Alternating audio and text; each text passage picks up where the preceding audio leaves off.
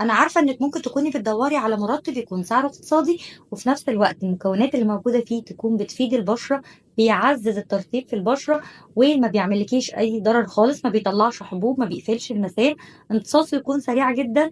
المُرطِّب اللي هاكلّمكم عنه النهارده وهانقل لكم تجربتي معاه، جوّاه ريتينول ومارين كولاجين ومستخلصات زيت شجرة الشاي، جوجوبا oil وفيه كمان فيتامين B3 اللي هو النياسيناميد، وretinoic acid أحد مشتقات فيتامين أ. أنا باكلمكم النهارده عن Boosting Skin Elasticity and Firmness Water Gel وده من بوبانا. عايزة أقول لكم بقى إن المرطب نفسه حجمه كبير جدًا، زي ما أنتم شايفين كده مستخدمة منه حبة كتير قبل ما أطلع أكلمكم عنه. ترطيبه على البشرة كأنِك شربتِ البشرة مَيّة، الElasticity أو مرونة البشرة تحسي إنه ترطيب دخل جوه طبقات الجلد من جوه. ترطيبه حلو جدًا، امتصاصه سريع جدًا على البشرة، بيدّي نضارة كده لمّا بتحطيه على البشرة، تحفة حرفيًا.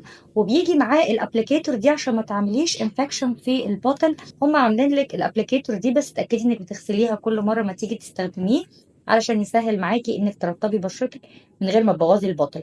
من أحلى المرطبات اللي ممكن تستخدموها، ما فيهوش أي روايح، ما فيهوش مواد ضارة، فأنا بارشحه من ضمن سلسلة منتجات اقتصادية أحلى من الغالية بكتير.